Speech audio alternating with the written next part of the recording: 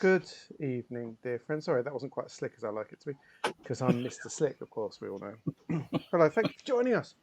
It's Friday night, and on a Friday night, when one, two, three of us are here, we gather together to play Traveller. And guess what? There's three of us here. Is this are we back in 2 weeks in a row? Is this? Mm-hmm. Oh, Yeah. I live in the It's just the dream. beginning of a streak, you realise. Oh man, it's a weekly return to Traveller. This is great. We're on our second weekly episode. The streak begins of Traveller this evening.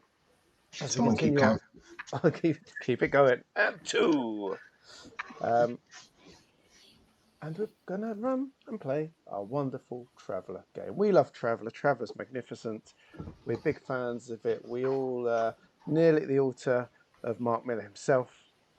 And we love Mongoose for all they've done and continue to do within the universe. And we're happy to share it with you, dear viewers, dear friends, Lee, Spares, anyone else watching.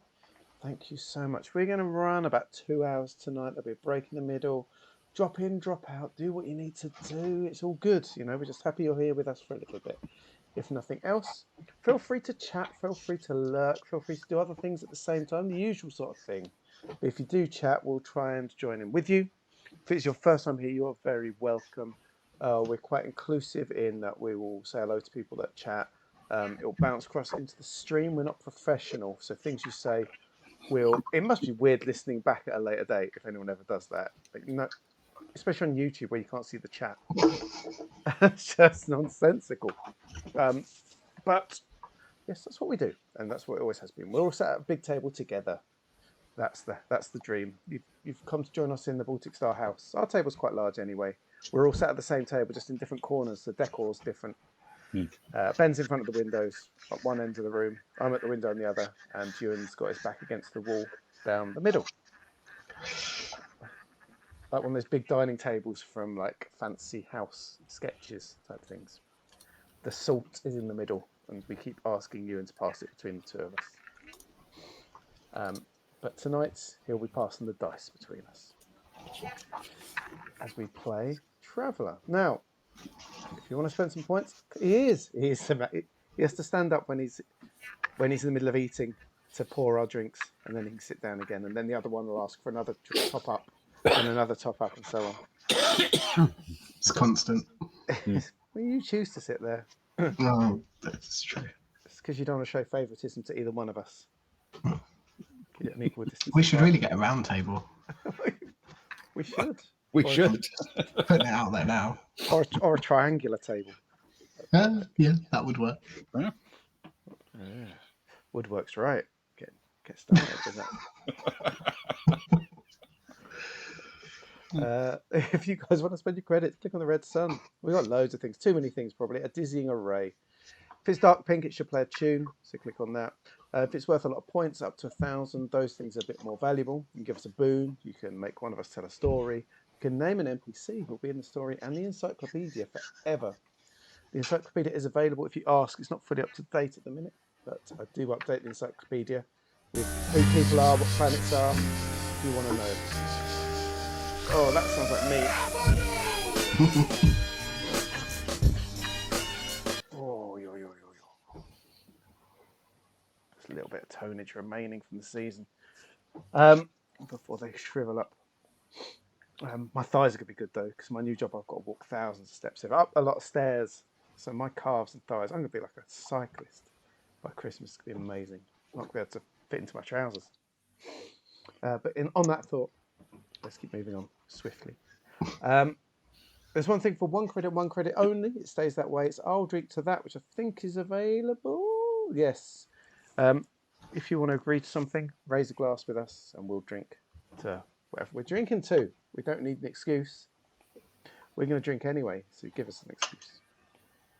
Have a flick around, see what you like. There's some interesting stuff in there. But that's enough nonsense. Let's introduce ourselves and get on with the night. First up, my name is Luke. Hello, I'm in the top right-hand corner. I play two characters in this whole universe. I play Kara. There she is on the left-hand side.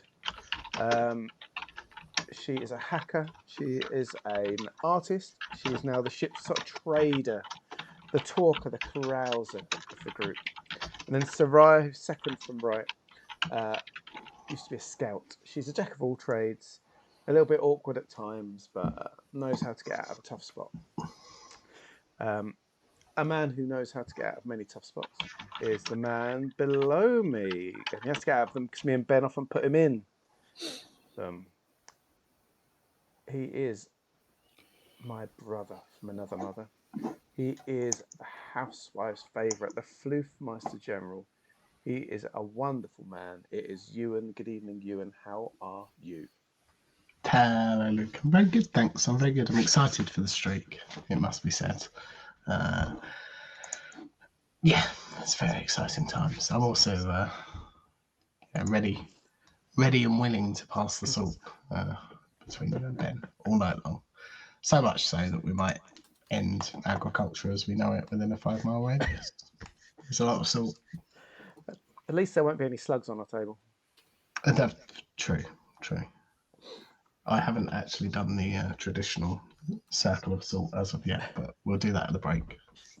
But all sorts of spirits and things could get us if you're not careful. Slugs included. Exactly. Dead. Ghostly slugs. Who are you playing in this wonderful adventure of us? Who? What? Where? What? I have no idea. I don't know what's going on. Where are we? I have no idea. Tonight, It wasn't a classic intro. Yes. It worked, though. It worked.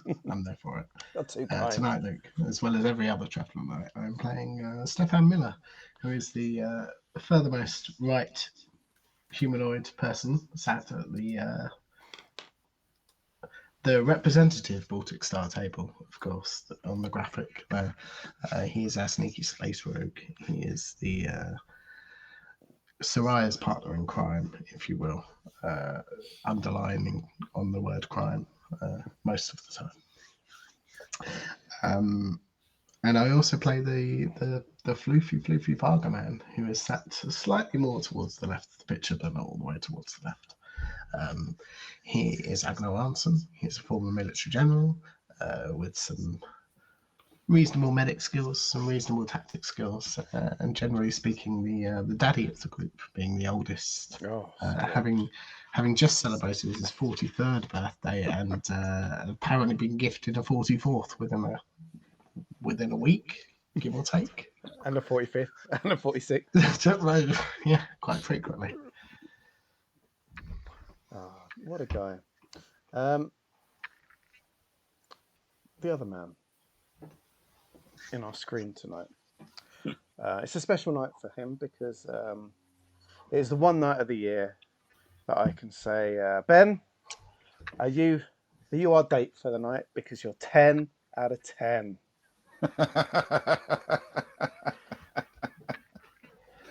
Very good. Thank you very much. Thank you very much. Well, I'm just showing off, trying to be clever, but I'll never be as clever as Ben because he is the smartest man in any room. We should do a blind date roleplay. He is contestant number 1. He lives his entire life in the Twin Peaks dream sequence, and he's often found being carried around Faversham by Cilla Black. in one of her hats. He is the queen of Faversham. It is Ben. Good evening, Ben. How are you? I'm well, thank you. Yes, very well. Are we in for a lover laughs tonight? I hope so. Yes. I hope this won't spoil the feel-good mood of Nadi. Oh no. You can't, because Nadi's all positive vibes. It's good vibes in Nadi. All good vibes. Yes. Good vibes in Nadi. Yeah. Yes. No problem at all with Nadi. It's all going brilliantly. Oh, no, I can't see it changing anytime soon. I don't know about you, Ewan. No, never. Long may it continue. I'm sure it will. Oh, we've made new friends. We've got returning friends. Mm-hmm. Oh. No ominous comments or arrivals of people whatsoever. Exactly.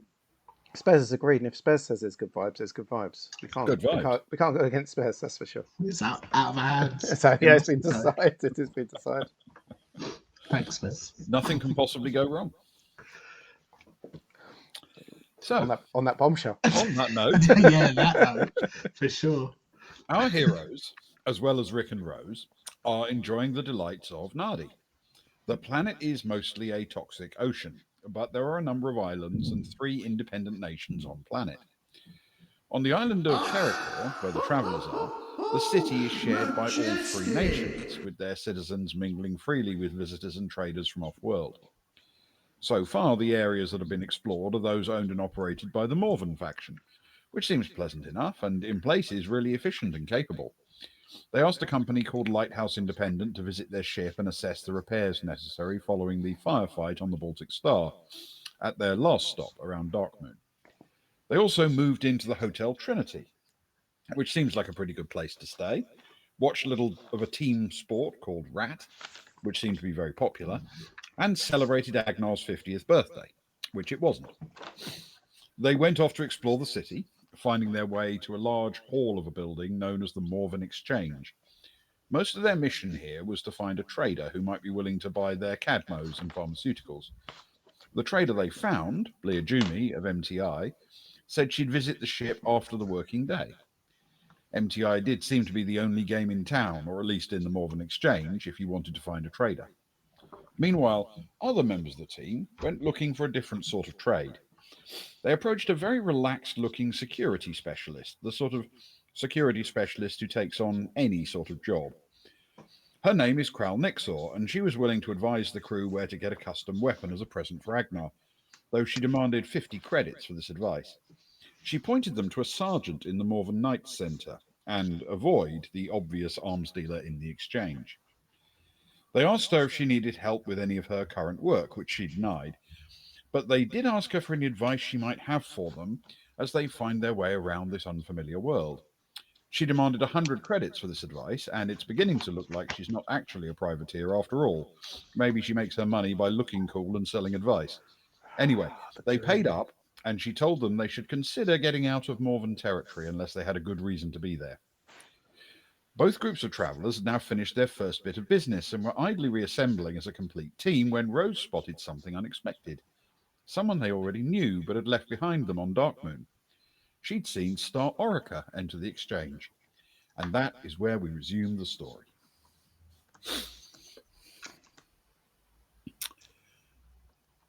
So, your little gaggle is in the process of reassembling, and first Rose and then everyone else following, basically looking where she was looking, has spotted Star Orica. Now, Orica has walked in, once the door has sealed behind her, she's pulled off her mask immediately and started looking around fairly intently, and it's not very long before she spots you guys and starts to hustle over towards the group.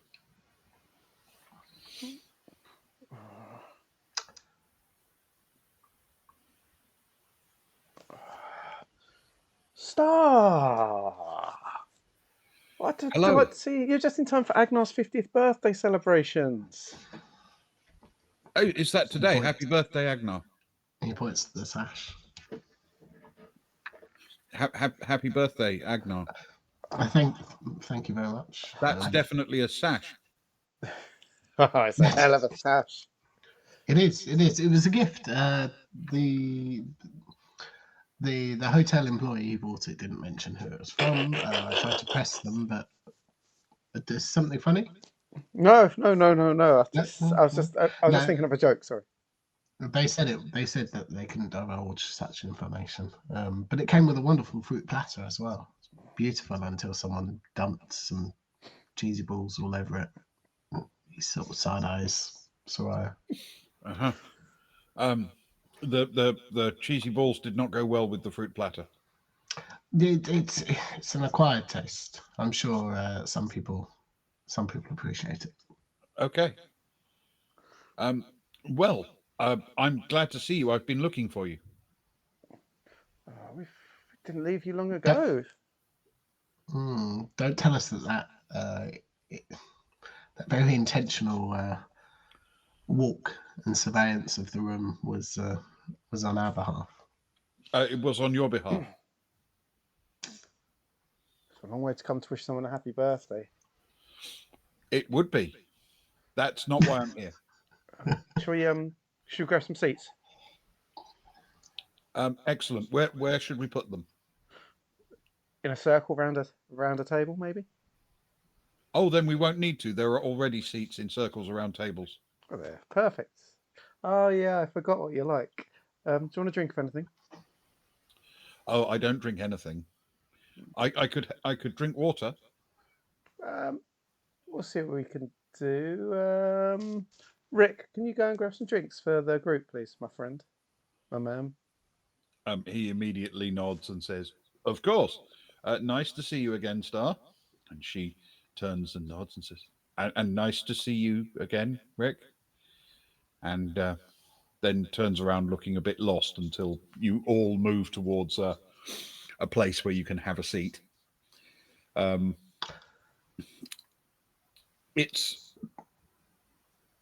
It's clear that Star Orica doesn't really know where to begin. So she sits down and just stares at Rick as he's fetching drinks. Did Ben? Quick question: did that Rick feel like she remembered his name, or that she was just following the lead that someone had called him? I think. I'll tell you what.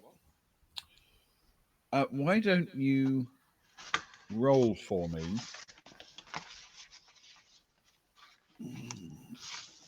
I'm tempted to say streetwise or carouse. Your choice. With intellect. Let's go with streetwise. This is Agnar who would be interested, which isn't good for the streetwise, but we'll go with it anyway. Oh, that's a good roll though. I don't know what it is with the cold rolls the last 2 weeks, but it's an 11, nothing for intellect, and a -3 for streetwise. Okay. Oh. So a total of 8. Hey. Orica is very much an open book in many ways. It's hard to tell with her if she'd forgotten his name, or quite possibly she's just a bit awkward in the way she talks and carries herself in company. And the most likely you would guess is that she knew who he was, but because someone else used his name, she used it as well. Okay. To be fair, that's what I do when I'm not calling people. It's kind of what it felt like, to be honest. Hence why I asked. Yeah, she's not what you'd call a particularly deceptive person.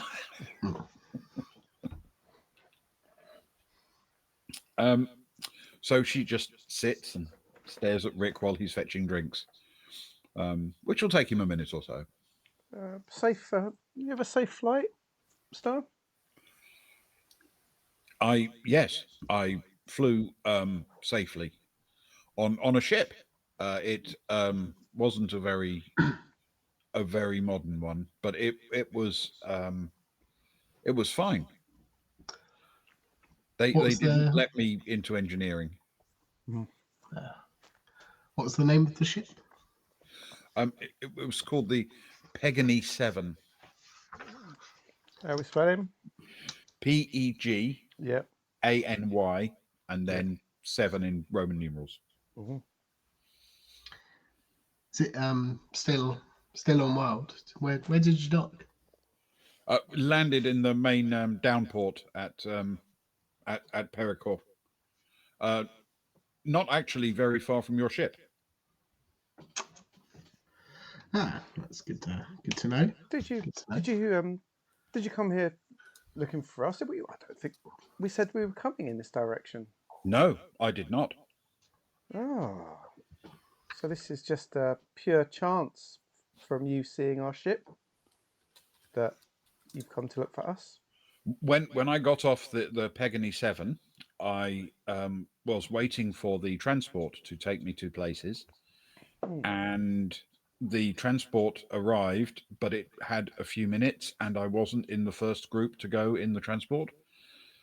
And I'm always interested in ships, so I was looking around and working out which ones are of which class and how they look in terms of their maintenance and those things. And I spotted the Baltic Star, and I thought I need to speak to the people on the Baltic Star. So, last we saw you, you were with you were with the guys that you came to Dark Moon on. Did that fall through? Um, well, I'm not entirely sure what you mean by fall through. They are there. The last I knew. And you decided to you didn't need to be there anymore? Didn't want to be there anymore? Oh, I see. Well, the people I was with are old friends and now have jobs and a thing to do on the planet. At least one of them does, and another one doesn't. But the one that doesn't has a long-standing friendship and will probably spend some time there before leaving. At least, maybe never leave. I don't know. But I want to be an engineer on ships, and you can't do that from inside a city. No, that makes sense. And they were happy. They were happy for you to go. You didn't have any problems leaving or anything like I'm not a very good judge of happy in people, but that. I am a very good judge of leaving or not leaving, and so I left, and we spoke before I left, and they wished me luck, which was nice of them. Ah, that is nice. That is nice. And Hmm. you spent a good chunk of time with those two, so it's quite a thing to leave them to move on with your next chapter, I suppose. Well, yes, but you see, I needed a ship, and I don't actually have a ship. My last ship, it crashed, um, which well, when I was on the Pegany 7, I asked if they had a position for a ship's engineer, and they said they didn't. But they said that the company that runs the Pegany 7 has many ships, and they said that they always need a chief engineer for one or more of them. And That's right. Rick, they get her the asked me water. She's struggling with the air. Well, they asked me about the last ship, and I told them it crashed. huh. And they told me they, on second thoughts, didn't need a new chief engineer. To be fair, it's only down to you that it didn't crash about 2 months before. I'd be honest. I wouldn't lead with the it crashed. I would perhaps give them as much detail about the state of the ship and the duration that you kept it running for as I possibly could in the future. Oh, well, the state of the ship is embedded in a large piece of ice at very high speed and broken Oh, into millions of pieces. But won't that then lead to questions where they'll ask me how it came to do that? yes, no, sorry, I meant the state of the ship when you first boarded and how long you kept it running for under good conditions, and then perhaps the party of idiots that you met briefly before the ship crashed and the circumstances that led to it crashing being out of your control would be a good way to put the experience forward to potential future employers. Yes, I understand. Possibly.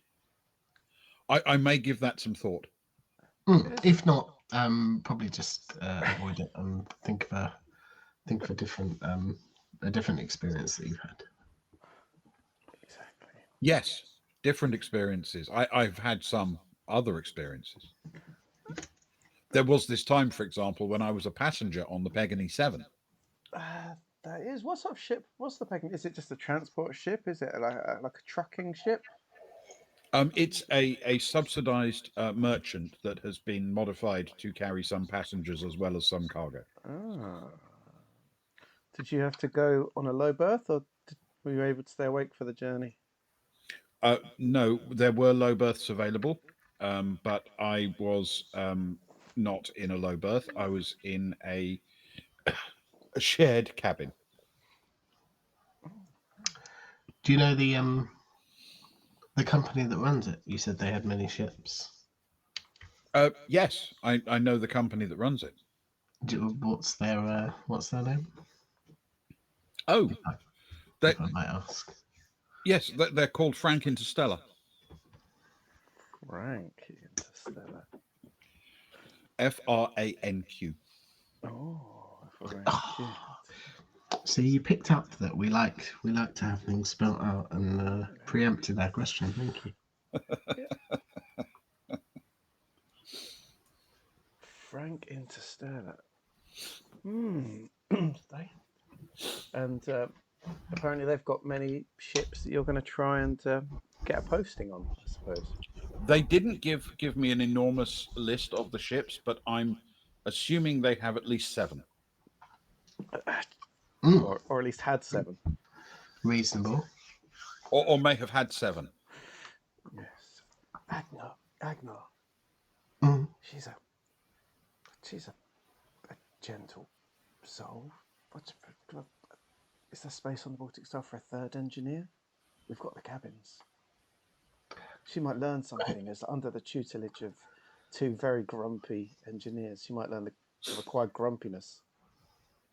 It sounded like she was almost after a chief engineer, or at least was offered a chief engineer job until she explained the strong. I'm not saying no. I'm very open to the idea, but And we're not just doing little runs, are we? We're going on exciting trips across the cosmos. we're at the forefront of an expedition, you might say. We are at The tip of the spear, as it were. And she's clearly not going to drink too much of your whiskey. No, which bodes well. That sort of balances out Cags a little bit. Probably on average, the per head whiskey goes back down to a bit more manageable levels. Yeah. Listen, I like the idea. How? You know how I mean, obviously we can't. With my girls. Do we pay anyone? Can we afford to pay them? She'll get a room. She gets all the toasted sandwiches she needs. The experience. We can write a good letter for her. Yeah. Good references. Star, how old are you? I'm 29. 29. So Star's 29. Brings the average age of the crew down. Makes us look younger. It does make us look younger, but also sort of bridges the gap a little bit between like me and Rose and Kat. It's less of a harsh drop off. That is a big bridge. I'm sorry. How dare you? That's not my intent. I didn't mean it to come across. You can make fun of a man's age, but please. Quite often we do. I don't know. Like, does this planet to you feel like the right sort of planet to be sending someone that we sort of know and has done us good off on into the unknown? Like, I know that's good vibes, and all we've had is good vibes, right? But there's only good vibes. Only good vibes. But there's just something that that Nixor said, right? Apparently, Stefan said to me that she said that perhaps the vibes aren't as good as we thought. I would worry about sending somebody who is quite so literal off into somewhere that is not as not what it seems at first glance. I guess. Like maybe, yeah. Like at least we know if she might say no, but if she was with us, we know that she's going to be okay. Well, unless we get invaded and shot up again and stuff like that, we get No, stabbed no. up by crazed psychopaths. I wouldn't go that far, but we're not going to extort or take advantage of anybody. I'd say we're morally on the right direction. Whether our surroundings match that is questionable. Yes, splendid, wonderful, well done film. Star, I've got. Are you all right to answer a couple of questions for us? Is that okay? Okay, that conversation was over then. Yes, of course. No. I want you to feed in. I want you to feed into. I'm joking. I'm feeding into this conversation. Sorry. That was you and joking. Yes, of course I can. Um, It's at about this moment, by the way, that Rick returns with drinks. That's it. Thanks, Rick. That's beautiful work, my friend. Beautiful work. He hands them out to everybody. Makes sure Star gets her glass of water, and she looks at him and says, "Thank you, Rick." Question number 1, Star. Do you know or like the music of Robert Smith? I do not know. Carl look at Agnar and say, I think we know the size of the ship she could stay in. You do not know the music, or you do not know whether you like them, or both? I do not know how to quantify like in terms of music. Okay. Oh dear, this is difficult. Wait till you hear Wagner opera. So maybe we need to make sure her room's not yours. Do you prefer black or rainbow? Is this an additional set of 2 questions? Or A new question. If do you prefer black or rainbow? to what? Would you if I was to give you a room, okay, to stay in, would you rather your room was black or would you rather your room was painted as a rainbow? What would make you feel happier? I don't believe either of them would make me feel happy or happier. Mm-hmm. But black would make it hard to see if it was dirty. So I would try to not have black. Oh gosh, good. Carl looked at Agnar. Any questions for her?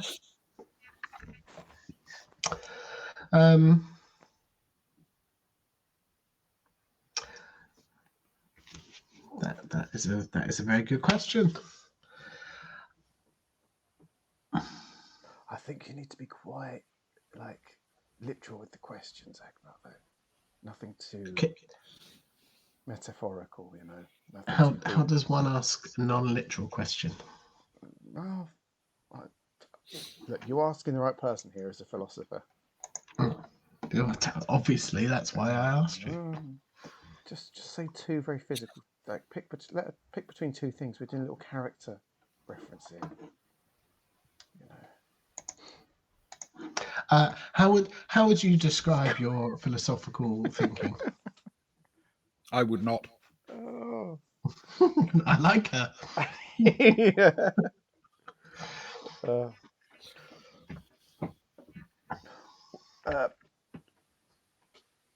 Would you rather be the queen of a single room or a servant in a massive castle? I would rather be an engineer on a starship. She's doing what she's doing, seeing through our suspicious questions. Your turn. You didn't tell me there were more questions. They're still going. Look, we got to look like we're, I don't know, look like we're organised. What's your greatest achievement in engineering? That's a good question. What's the thing you're most proud of? I don't know that it's something I'm particularly proud of. Yeah. But my best achievement in engineering Can you roll a persuade for me, actually, quickly? Mm. With intellect. That's a 6 plus 1 is a 7. Okay. I think my best achievement in engineering is probably keeping the bloodbath flying as long as I did.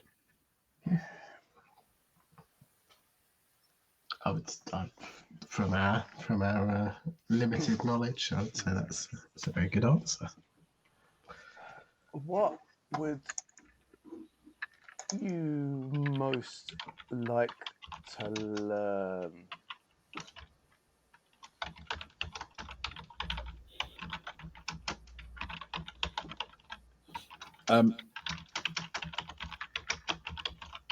I would like to learn to be a better engineer, but I would also like to learn what other planets feel like and what other planets are like to stand on. To explore new worlds, to seek out new life, new civilizations, maybe. I don't know that new ones, just any ones. That's good. Agnar, any more for any more? Or are you satisfied? Mm.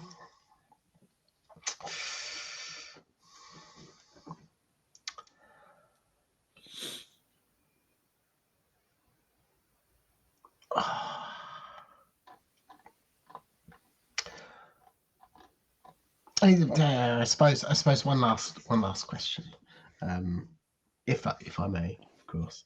A jump dive starts harmonically oscillating at 0.03 hertz above tolerance. What's your first action, and how long before we risk losing the ship? Is the ship in jump at the time, warming up for jump, or on the post-jump cooldown cycle? Very good. Very good question. We're in jump at the time, of course. In that case, the likelihood of losing the ship is close to 100%. It would be More impossible water, Rick. to know More exact, water. without knowing the exact astrogation of the jump. Such a relatively modest cycle over and above operation, I would suggest that it might be possible to hit the emergency stop on the bridge or in engineering to bring the ship out of jump wherever it happened to be. But depending on the amount of fuel that had been used to reach the jump at that point and the amount remaining in the ship, it is entirely possible that that would be a slow and agonizing death sentence for any sophonts aboard. Agnar leans over to Kara. Kara. Kara. Kara. Is that the vulgar pronunciation? Is it? Of course, and just whispers in her ear. I gotta be honest. I entirely made that question up, but it sounded like she knew what she was talking about. Oh, she does, doesn't she? More than I did, sadly. Yeah, you embarrass yourself, quite frankly. No, I asked an answerable question. He suddenly says out loud. Sit back and learn with my last two, Agnar. Do you like cats? I am not that familiar with cats. I've only ever met one cat. It was fine.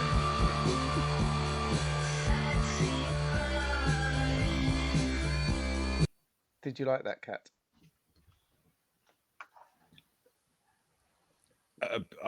Yes, I did not dislike the cat. Would you like a job as a third engineer? Yes, I would very much like a job as a third engineer. Would you like that job with us on the Baltic Star? No. Ah. Goodbye. I needed to find you.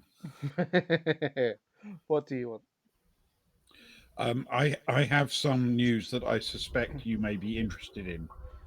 And perhaps I'm wrong, in which case I'm wrong, and I will have to go elsewhere with it. But it concerns a person of interest on Darkmoon. Ooh. Before we get into this, if you're after a job as a third engineer, can I ask why you wouldn't accept a job on as the third engineer on the Baltic Star? The Baltic Star has an excellent engineering team and does not need me.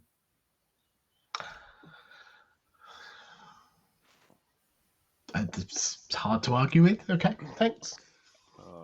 Can I get a recording of you saying that so we can send it back to the two of them? Sometimes they don't feel loved. Are you ready to record? Yes. The Baltic Star has an excellent engineering team and they do not need me.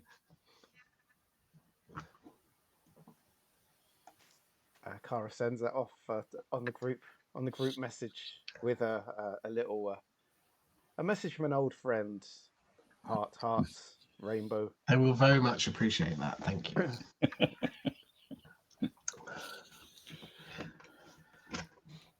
And now back to the other thing. Oh, right, yes. I want to get the sequence of events right, and then you can let me know if I'm reacting correctly to the information. So after I agreed to leave Darkmoon and said goodbye to my friends, I arranged to ship out on a transport ship called the Pegany 7. Oh yes, Pegany 7, a subsidised We've merchant, heard. I believe. Yeah. It's a subsidized merchant, heavily modified to allow it to transport both passengers and cargo, operated by Frank Interstellar. That's right. How many Pegany ships do you reckon there are, Ragnar? At least 14. Oh yeah, we're aware of them. So yes, so you agreed to ship out on the Pegany 7. I was willing to pay my passage, but in fact, Sir Arlen paid my fee, and I was able to attend the ship almost as soon as she was open for boarding, because I didn't have anywhere else to go. So as soon as they opened for boarding, I boarded. And where on the ship, there was not a lot of room. So when I wasn't in my cabin, I tended to sit in the lounge area by the main airlock. And when people were boarding, they came aboard, they showed their tickets and whatever credentials they needed for travel, and then they were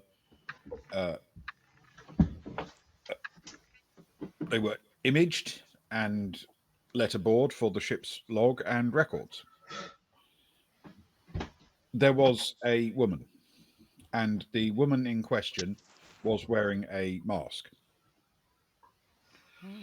And they asked her to remove her mask so that they could see her face for image confirmation, so they could identify her correctly. So she removed her mask, and I immediately identified her. Her name is Hova Mirilia. How are we spelling? Hova Hang on. Richard VA, yep. Mirilia. MIR ILLIA. ILLIA. Hova Meridia. I'm sorry, LIA. So Yes, Hova Mirilia. Hova Meridia. It's not a name we became familiar with. Ragnar? we are not familiar with Hova Merilia. No. Then I shall explain. Hova Mirilia was a very senior member of the security team on Darkmoon, and as it later transpired during the wave of investigations and recriminations that followed the handover of authority on the planet, she was a senior lieutenant to the miscreant known as Paulina. she had, it seems, decided to leave for pastures new, and perhaps she was setting up on this planet for her next move. And truthfully, one person without much resource behind her, fleeing a situation where she might face recriminations, I would have stayed away from her, but it would not have been my first thought to seek help. But there was something else about her face. Oh. When she removed the mask, it was obvious that she had a long scar running down one side of her face that had been only very recently cut. It was still red and raw and taped together. It is my belief, therefore, that she may be planning to use the legend of Polina to set up a new system of fear and misery somewhere else. And naturally, I worried about this. I didn't have anything I could do about it. And then when I got off the ship, I discovered that the Baltic Star was here. And I thought I could probably find some of the crew on the planet. And because the transport didn't offer to take me to the Baltic Star, it has a sort of automated button system. So I pressed the automated button and it took me to a sort of landing center. And then I went through the immigration process. And after that, I was given a red and white badge to wear. And I looked around, but you weren't there. And I asked around, and people said there were quite a lot of off-worlders around, and they directed me to several different places. And the third one I tried was this one. What other places did you try? My first stop, because of the entry I came in through, was in the Dacinti section of the city, and was called the Dacinti Market. It's a group of buildings forming a square, and the square has been covered over with a large roof, and that is also purified air. It's similar to this place, I think, in operation.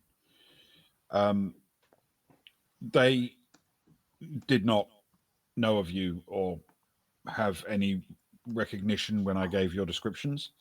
So I tried instead to go to a place in the Morven section, a building called the Morven Lights. And it was quiet today. I think it operates mostly in the evenings. But they said if you were in the Morven section, you might be at the Morven Exchange. So I came here. No,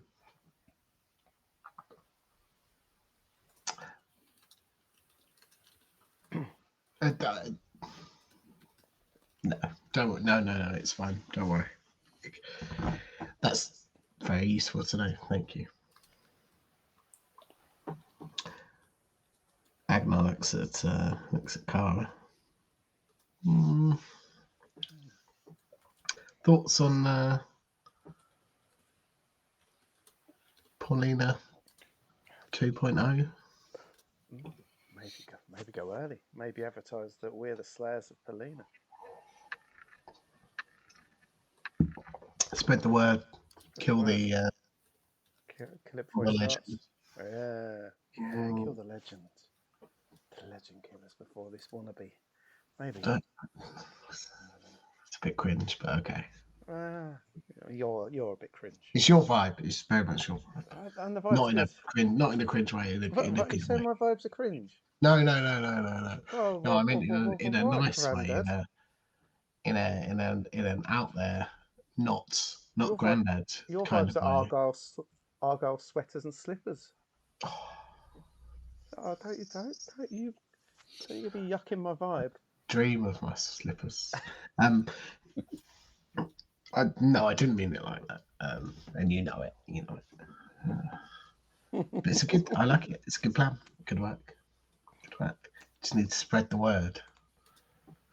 Loud and far. Loud and proud. All right. That's the one. That's the one. Yeah. We can take over a little stall here. People just say they've rock up. We could just rock up, can't we? We could just We kind of are now, aren't we? We just sat around the table. do a The little, only difference between the table and the stool is how far around the table people are sitting. That's Right? true. Yeah, if we sit on one side, we'll make a little Yeah, sign and we're a saying, stool. we killed Polina, prove us wrong. I like it. Yeah, I like it. that's good. It's a weird reference, but I like it. I just came up with it. That's It's very really unique, I good. feel. Yeah, thanks. I bet you'll catch on. Yeah. It's pushing the boundaries, It is pushing challenging people. It is. People need to be. Like People it. want to be challenged. Exactly.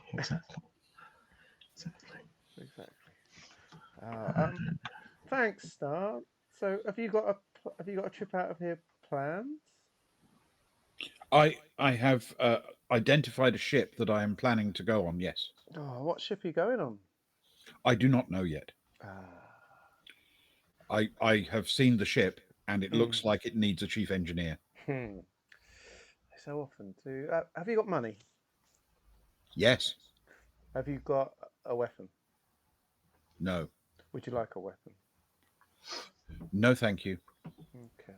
Is there anything we can help you with before you go? Like to help you on your way?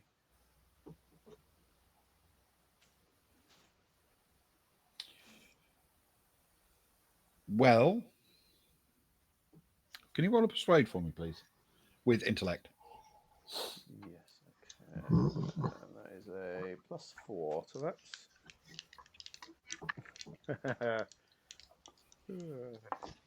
It's a 6, but plus a 4 is a 10.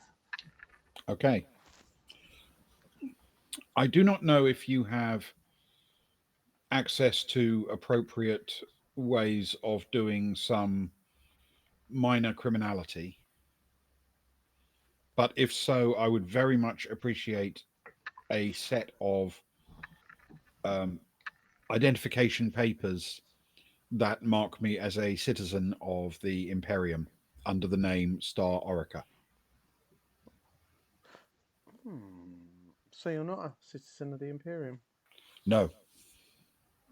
I'm sorry, did you say minor criminality? Yes. Okay. We'll discuss that in private. feels very much a larger scale kind of thing, but You never semantics. You never messed with papers before, Agner? No. yeah. You're a colonel for years. Your whole world was sitting at a desk messing with papers, signing things up here, changing things here. Legally messing with papers. Oh, everything's legal when you're a colonel.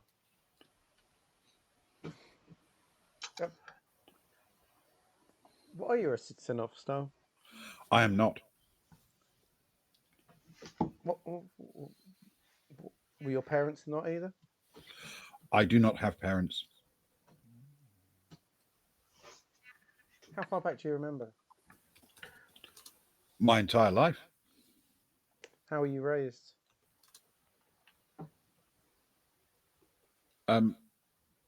Raised.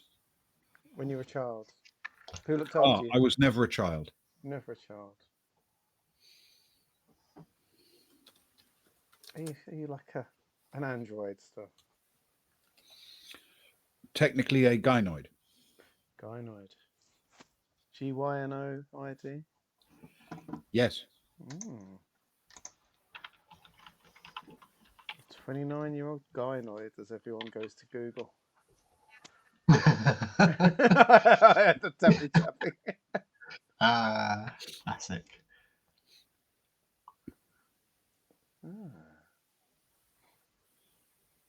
That explains some things, Star. Has anyone ever pulled you up on it? Many times. If you went for a scanner, would it pull you up? Yes. Can gynoids be citizens? Do we know this? Do we know? Can non-humans be citizens of the Imperium? Non-humans can absolutely be citizens. Androids and the like cannot. They are seen very much as property and tools. So if this, I think Agnar would agree with me. We are not against, let's call it petty criminality. Are we, Agnar? Not now in your modern life, anyway. No, there's a line somewhere, I suppose, depending on where that line would be. Depends on your definition of petty criminality and whether that's relevant at this point or not. But go on. He would be open to the discussion, I suppose. Even with papers, would you get scanned? That's the thing. Do we get scanned when we go to things? In some places, they scan. In other places, they do not. So would your plan Depend on the law? Would your plan start to avoid places where you are scanned if you had these papers? Because then it would give away that would bring up the questions, I suppose. The easiest way to achieve it is to sign on as crew on a ship. Passengers are often scanned as part of the procedures of boarding and unboarding from a ship, but crew are assumed to be supposed to be there. So if you were just crewing around the universe... I should have been scanned, you understand, leaving Darkmoon. But I was not, thanks to Sir Alan. Sir Alan always knew? He asked me one time, and it was hard to deny at that moment. No, thank you for being honest with us. It is appreciated. You're welcome. I am, by the way, deeply and inexorably opposed to all forms of crime, including petty crime. However, I have a need for credentials. It's an interesting philosophical conundrum, wouldn't you say, Kara? The general opposition of such a task, except when it favours your needs. It's like the idealist who has to steal an apple or a loaf of bread to eat. Anyone can be against crime until it's needed at its very core. Any civilization is but a few meals away from anarchy, after all.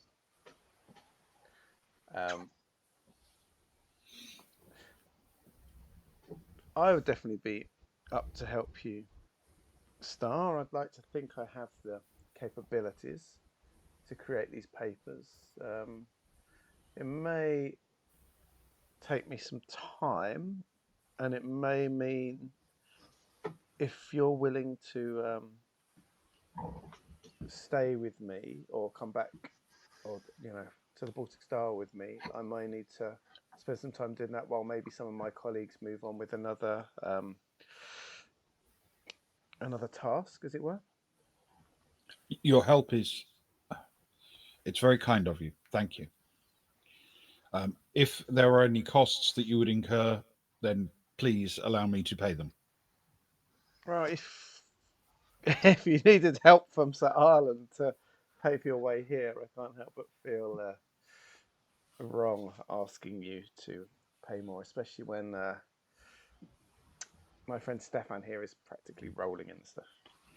What? Nothing. You just get back to looking around. I do not have a Stefan leans large over. amount of money, but my expenses are quite modest. I do not require accommodation in the evenings. I do not even require replacing the filters in my breath mask, which is essentially for show. Stefan leans over to swear. I think she's mocking me rolling around in cheesy balls as he continues to roll around on the floor in a small little pile of cheesy balls. You're really showing us up, honestly. Look, you tried so hard to look cool in front of that Nixor, and she's now looking at you funny. Oh, yeah, it didn't work out, did it? So if it's not going to work out, then just lean into it. Look, did you hear? Cara said she's going to probably go back to the ship to sort some stuff out. So it looks like she ain't going to come on this this gun running mission. We're going to, when we go to the sergeant, go to look at weapons. That's later, though, isn't it? That's tonight. Yeah. It's not going to be there till later, isn't that what we're told? There is, remember, someone in this hall as well, also selling weapons. I mean, I know Nixor said you should stay away from him, but it can't hurt to look, if you know what I mean. Oh, you're right, Rick. You're right. Is that what they say about weapons? It can't hurt to look. Can't hurt to look. That's what his little sign says. It can't hurt.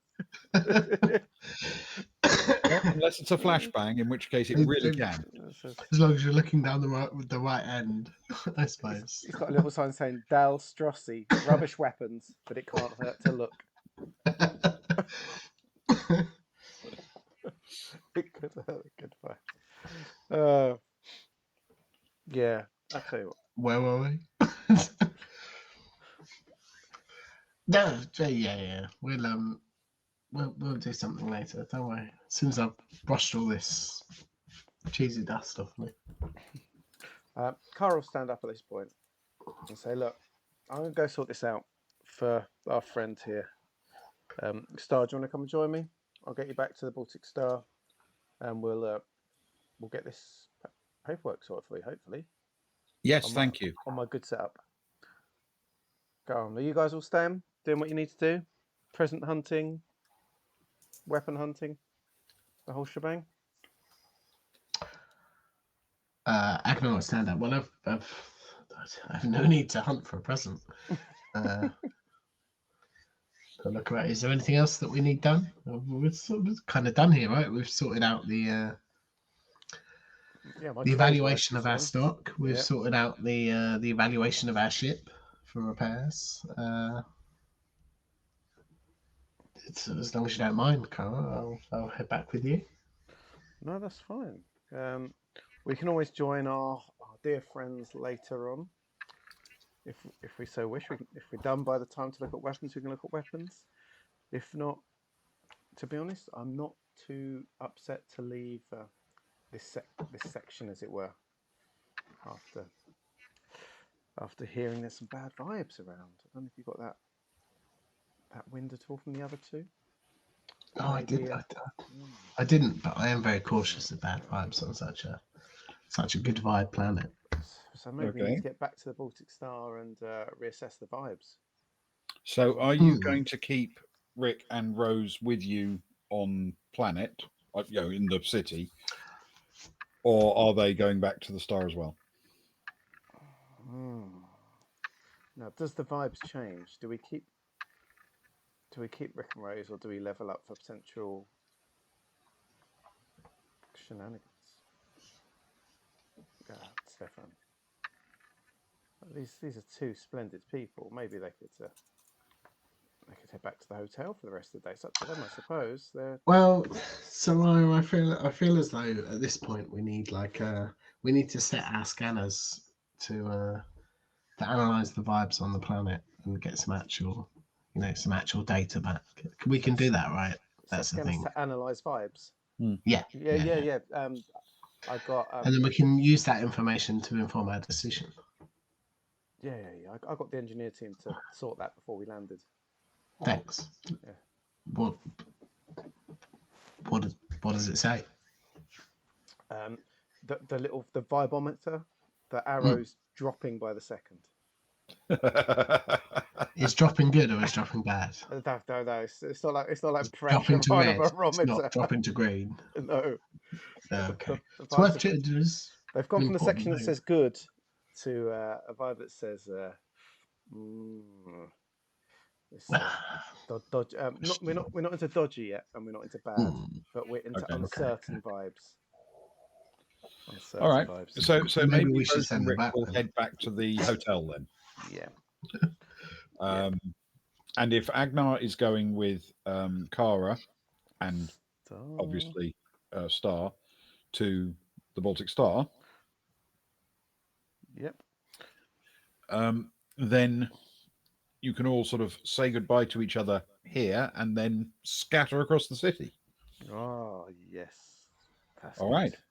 And we will find out what Stefan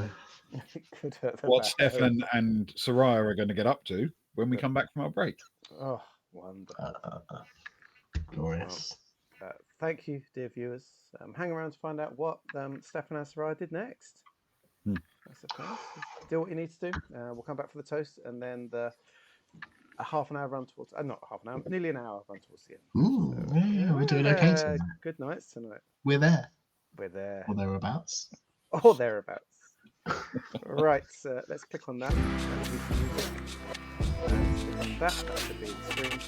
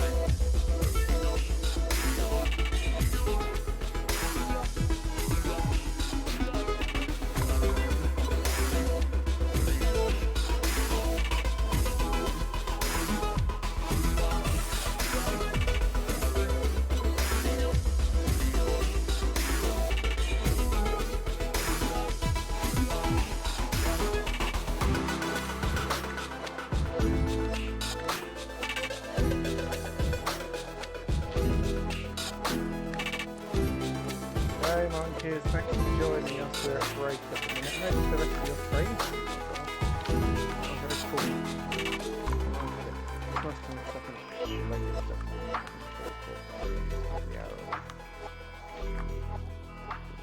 Well, anyway, going back to my break. Got to re-pour my wine and sort my stuff out. But if any of you do hang around, we'll be back in a few minutes for the second half. The good vibes. We're pretty certain it's all good vibes on Nadi, but the vibeometer drops from good to uncertain vibes. It's a dodgy or bad vibe yet, so I think certain vibes. We're up together. Lovely to have you with us, Luke.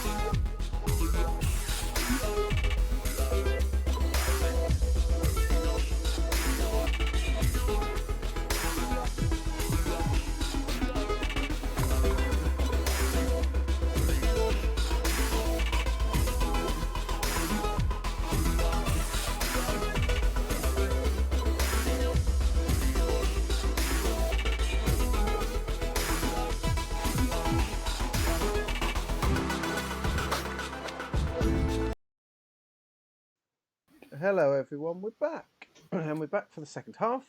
We said we would be, and we are. And it's time for the toast.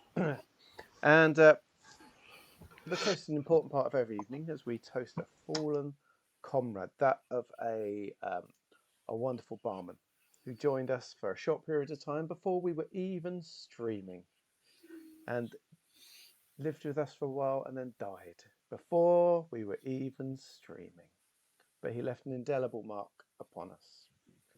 And so we take it upon ourselves each week to toast the man for the drinks he brought us, the stories he brought us, the wonderful jaw and forearms he brought us.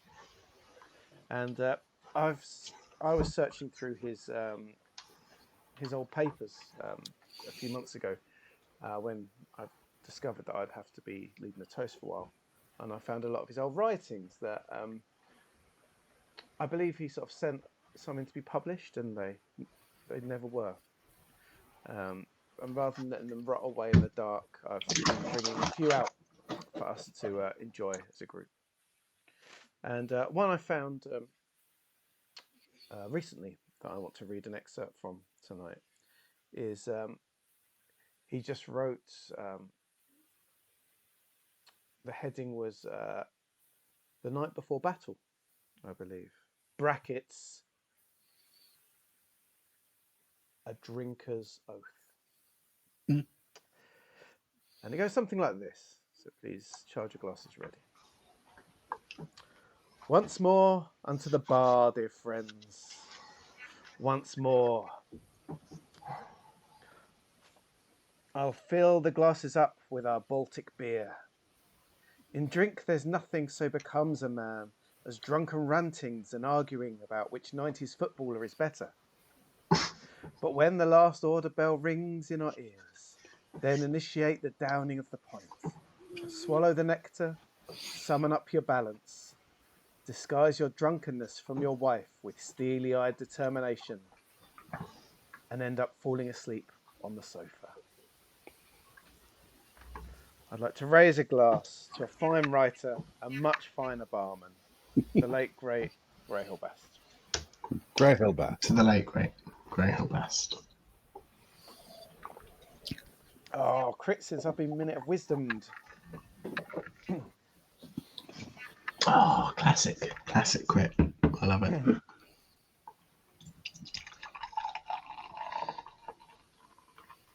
That was very good to me. Thanks. Much appreciated. Thank you. I guess before we go to Stefan and Soraya, then, this feels like something that Cara needs to be talking about as we leave. Yes, possibly. Yeah, good idea. Ready when you are. So I guess as Cara and our friend Star and Agnar are walking out, Cara will turn to Agnar.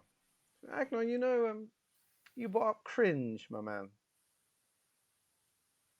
You called me out. I can't believe you called me out for cringe. That work, dude. Sorry. It just shows your total lack of understanding of the old galactic working class and how petty bourgeois you are, my man. As much as I love you, look, did you ever hear about the time about fringe fashion? Have I told you about it before on one of my PowerPoint presentations about art and fashion? You know, I don't. I'm gonna be honest. I've seen a lot, but I don't. This one doesn't ring a bell. Well, there's this one time that fringe fashion got mistaken for what they call cringe. I think it was a misprint in the documents that went round. You see, we may look cool, us hip, trendy types, but every now and again, we need to know what's in. And so we hire these younger types that sort of type it out and then pass it around. They come to all our little studios and say, "Oh, this is in. You know, follow this." Right? There's a little bit of inside tip, and the word was that fringe fashion was in, but a type went out that cringe was in instead. And I'm sorry, but at that moment, we have to pass on. Oh no! Uh, I didn't even get to the shovels and hot tubs part of it, but we'll talk No. about it on the Baltic Star. talk about it on the Baltic Star when you get there. Yes. I mean, the most important thing, of course, is that if they were using a Varga keyboard, that C and F wouldn't have been quite so close together, and so the typo wouldn't have been an issue. But your keyboards are 3 times bigger than human well, keyboards. of course. Yeah. It's for all the opera lyrics that we have to. Also, type out. Varga keyboards have 7 editions of the letter V. Exactly. They're all spread out in different parts. That's not the typical bit I find. Right. So as we wave goodbye to the couple heading off to the 3 heading off to the ship, 2 heading back to the hotel, and 2 stepping out into the city, we will turn our attention to Soraya and Stefan. Where are you going? What are you doing? Oh, Soraya. Look Stefan. at this. Look at this wonderful, wonderful city before us. 2 young adventurers with the world at our feet. Well, not so young anymore, but Yeah. Springing. Was it you that messed with Agnon? what? You know, said that it was 50. Oh, the birth? No, Yeah. it wasn't me. Was it? I thought it was you. No. I'd never. Do you know what I'm like? I'm many things, but I don't attack the man for his age. There's other things to go after him for. His eyes narrow at first, but then realizes that actually, if there was something else to go after someone for, Soraya would be the person. Yeah, okay. Well, that I suppose that limits it somewhat as to who it could have been. It does. I've always been suspicious of Rick. But that's maybe rumours for another time. He's almost too good to be true, isn't he? Oh, he's like a little innocent pumpkin, isn't he? Mm. Good old faithful Rick, they say. Have you heard that said around the bar? No, I've not heard anyone say that, but I can believe they do. Faithful Rick. Yeah, he's like a little puppy dog with his eyes wide open, his tongue out, just chasing the stick wherever you throw it. I like the man. But I guess we've got to follow through and get some presents. And old mate's there with his trinkets. And I know I've got guns plenty of presents. I don't know about you. Well, that's what they always say about you. You're a man of presents. Yeah, exactly. Less so when I'm not wearing a dressing gown, but here we are. Anyway, we've got the whole world before us. What should we do? No, it's not very often that there's no constraints or there's no expectations from us. While the cat's away, the mice will play. Well, exactly. We can go anywhere we want on Nadi. Hmm? We could hop on Pegany 7. What? Did you not? Were you not listening? No, you were rolling around in cheesy balls. I wasn't listening to anyone. What's Pegany 7? Don't worry about it. Oh. It's a metal tube full of men. Let's. Interesting. Now. Anyway, aside from metal tubes full of men, what else is there to do on this world? I'm sure you're feeling the same as me, right? That the Vibeometer is definitely moving from good to average vibes, right? No, we need to push it back up, right? Yeah, I reckon there's a couple of ways. I want to see this sergeant guy tonight. We've got a bit of time. I think there's a few ways I reckon we can push the vibes up. Okay. One is that we leave this part of town because that's what she said when the vibes here are bad, and I think the Vibeometer's going to keep dropping. Yeah. The longer we spend, the Vibeometer keeps dropping. The more time we spend in Moorband. Yeah, exactly. The more the vibes drop. Yeah, something like that. Yeah, but I think while we are here, there is a rubbish gun stall. There is like a little weird knick-knack stall. Mm. And, I know the joke is about his birthday, and it clearly isn't because it wasn't that long ago, but might find something interesting. You're a man of not limited means. I looked at your bank account the other day while you were No, asleep. I You fell was going to asleep. say I'm not sure what that meant, but okay. I was going to make a joke about not meaning what it meant and not knowing what it means, but I've had at least one drink, and we're far beyond that. Do you know what I'd love to find? I'd love to find something really rubbish, like a really cheap, horrible gun that shoots confetti out across the any gun can horizon. shoot confetti if you make it. And well, it can shoot at confetti. Yes. But can it project small paper objects? I'm not a philosopher. That's the kind of vibe I'm after. Something ridiculous. A children's toy that looks like a regular thing. Well then, let's go to this. Let's go to the funny little, the knick-knacker to start with.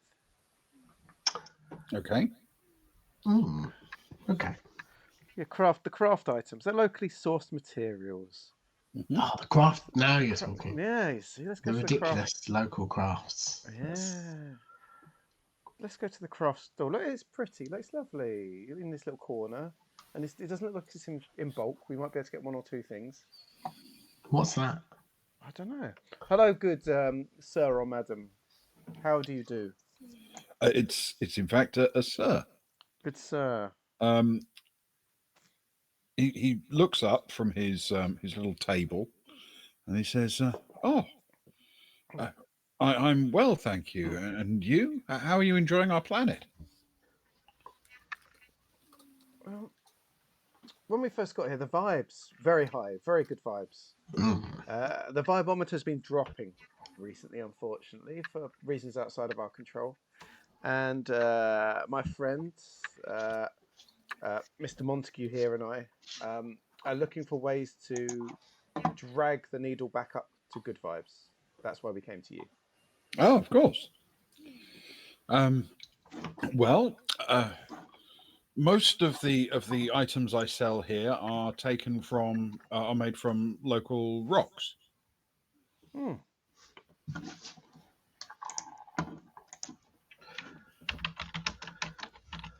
If you see anything you like, and he points to a number of things that are, I suppose you would say they're pretty basic and functional.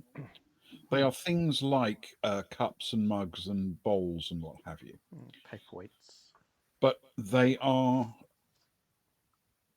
actually cut from single pieces of solid rock. Wow. And they seem to be very interestingly coloured, weird sort of rainbow patterns of colours across them. As in, that's like the rock, or it's been added afterwards. Well, it's hard to tell just by looking at it, but it's definitely, rainbow patterned. Well, Mr. Montague, this she says, nudging Stefan. It must take quite a thing to carve into these rocks. Of course, you're a fan of rock carvings, of course. Oh, well, I am indeed. I keep telling you, it's not Mr. Montague, it's Montague. Montague. Sorry. First name, second. So that's okay. He turns to the person behind the store. Please, I apologise for my friend. Allow me to introduce Thor. This is Thor Buttocks. Thor Buttocks. Pleasure to meet you.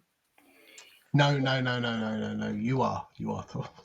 Don't be so ridiculous. I was talking to the person behind the stall. I thought we had the same name for a second. I've never come across someone also called Thor Buttocks before. That would be such a weird coincidence, wouldn't it? We'll be a pair of buttocks. Swool is my name. Swool? How are we spelling that? Swool? SWOOL. What's your surname, Mr. Swool? That is his surname. Okay. He's Porsin Swool. POR. PAWSIN. Oh no. PAWSIN. SIM. We're going for your list Horse in tonight. Swool. Porcelain Swall. Oh, Mr. Swall. Well, Porcelain Swall, Thor Buttocks, and Montague. What a fine thruple we are. Indeed. Um, And what fine crafts you have to show us. Oh, they're so fine. well, thank you. They're all Morven made, right in this country, and he picks up what is essentially a straight-sided cup, and sort of shows it to you. The coloration varies based on the item. They're all unique, of course, and he shows you the base, and underneath it's got carved into the bottom a little bit of writing which says Morven made. Oh, hang on. Now,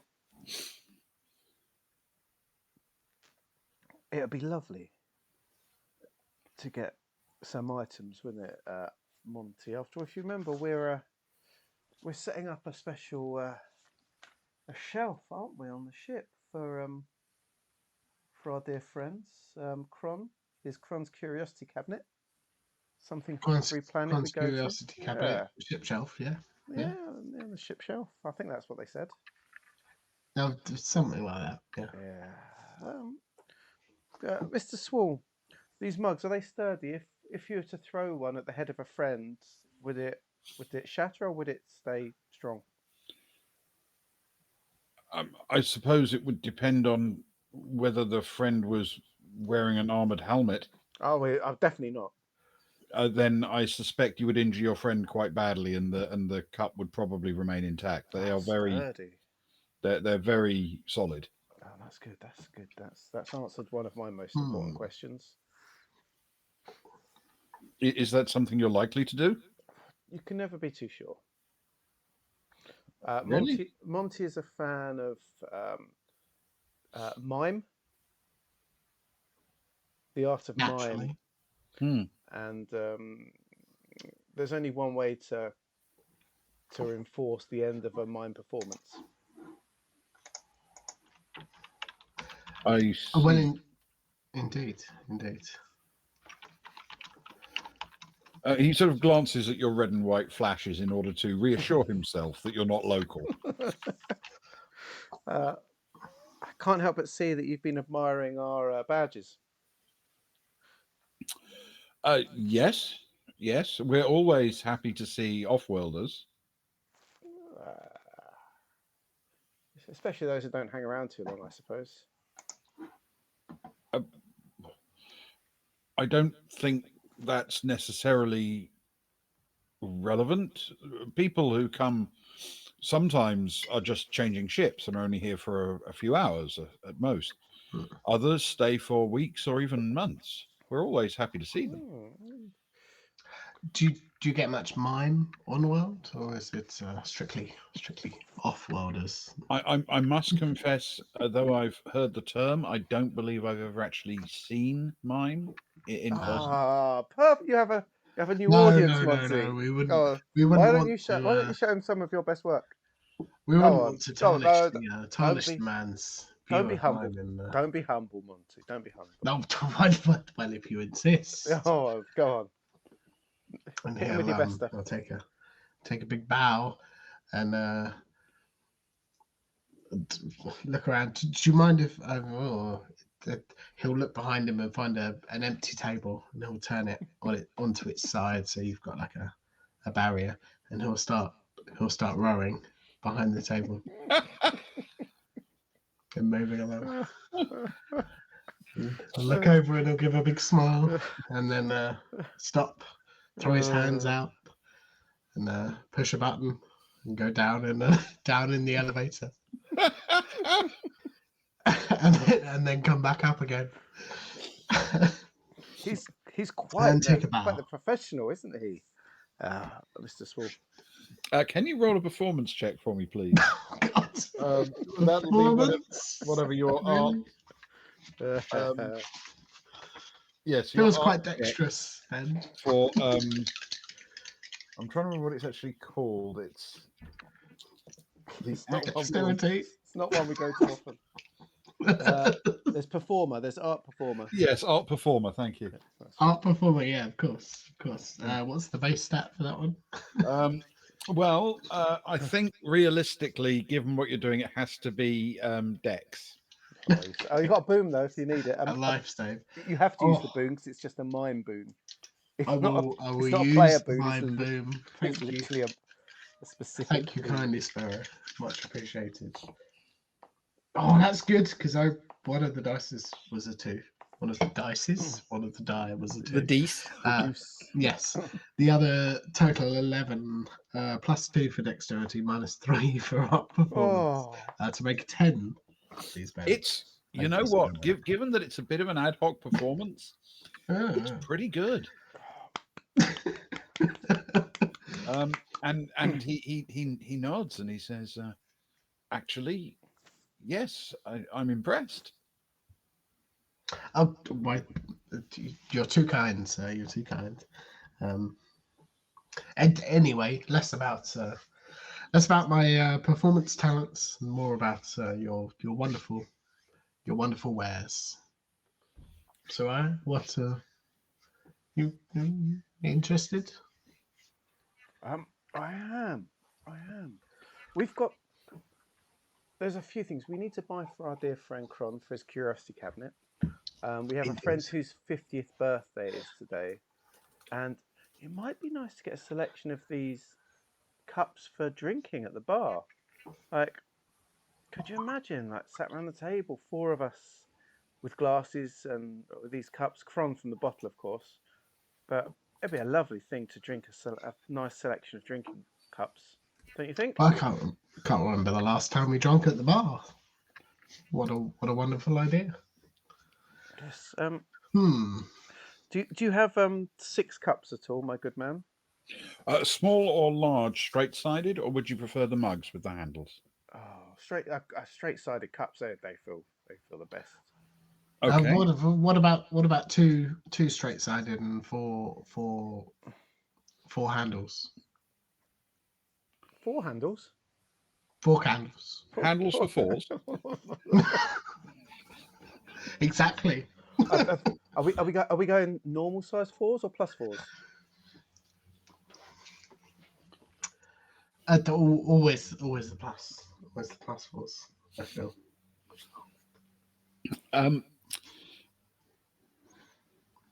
So you'd like 2 cups, small or large? What do they look like? The cups for that handles is. Compare them. So are we looking like a highball glass? Are we looking like a? The smaller cups are like a small table drinking glass in size. Like that sort of thing. Oh, you can't see my camera unless you're looking at the screen. Like the kind of thing you'd have on a school lunch table. Yeah. That kind of size.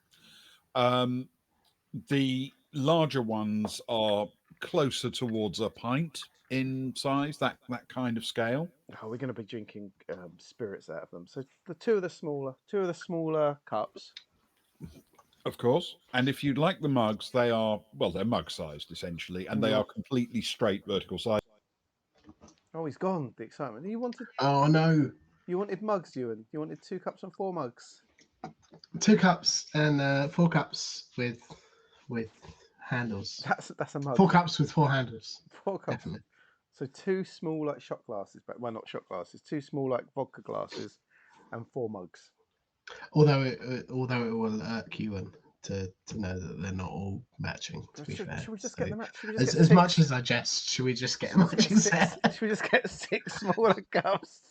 For my sanity, I was very upset. I was picturing them on the show. I know, but Ben said handles, and I couldn't help but making 4 handles joke. So we go for 6 smaller cups without handles, and then we just need to find something for the curiosity cabinet, and we need to find something for Agnar. Seems much more sensible. Yes, thank you.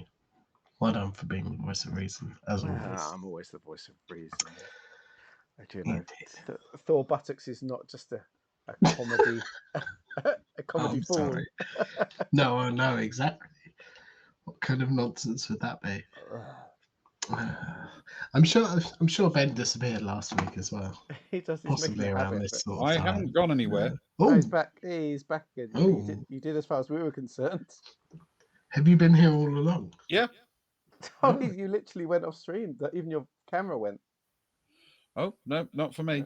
Oh, that's good. Just put you back over him. So did you hear what we were saying? We want six smaller cups, please. We're not going to Yep, mess around 6 with smaller ones. cups. And he also has some bowls in various sizes available. Oh, it might be nice to get Cron a mug because he does like his coffee when he's working.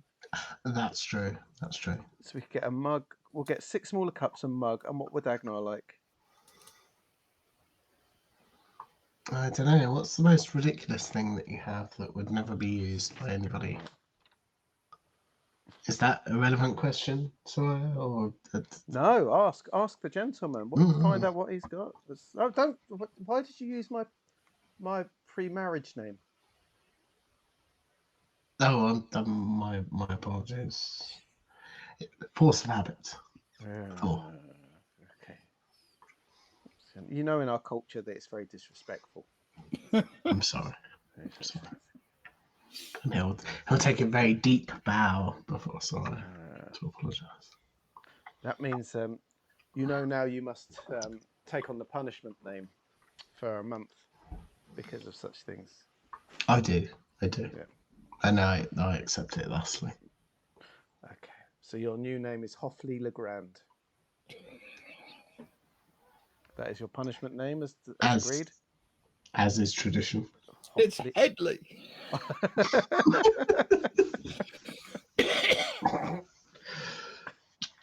But yes, what is your most ostentatious item? The large bowls are our sort of most flamboyant and most intricate. And he brings out what is, I mean, it's large enough to be like a fruit bowl, you know, for a table. Oh, he loves his fruit. I hear that fruit bowls are quite in at the minute on board our ship. Dare we? I'm already writing in my notes, ostentatious fruit bowl. Okay. And he sort of shows you a selection of these things and says, you know, please pick out colors that appeal to you, because they're all different in terms of the color. None of them are exactly a match for each other. The most vibrant, I feel, would be. Do you agree, Thor? Oh, he's all about vibrant, Hoffley. He watches as you pick out your selections of 6 of the small cups, a mug for Cron, and a large bowl. And ostentatious. And he says, well, the total comes to 220 credits, but since you're buying such a large amount, I can certainly offer you it for 200. Oh. So, how do you feel about some kind of a water receptacle for the cat? You called me by my original name again. No, I'm in for a penny, in for a pound. Now you've got to be Hoffley for 6 months. Oh, so I was just whispering. But okay. Cat bowl? What do you think? Cat bowls are always good. Okay. The cat bowls will, the small bowls essentially. He offers you a couple to choose from, and you pick the one you like, and he sort of does a little bit of maths in his head and says, we'll call it 225 the lot.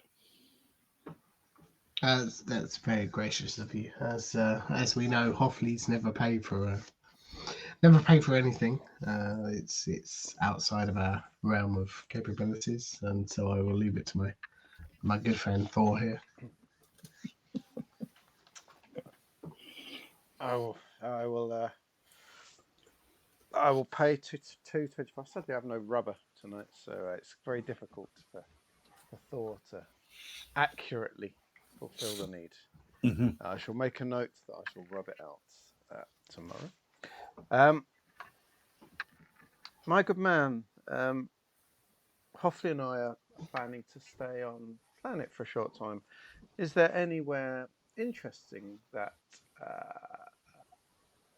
that you suggest we visit? Maybe is he? I'm guessing he's got a Morven badge. He has, yes. Yes, he's a Morven person. Do you ever yourself venture outside of Morven lands?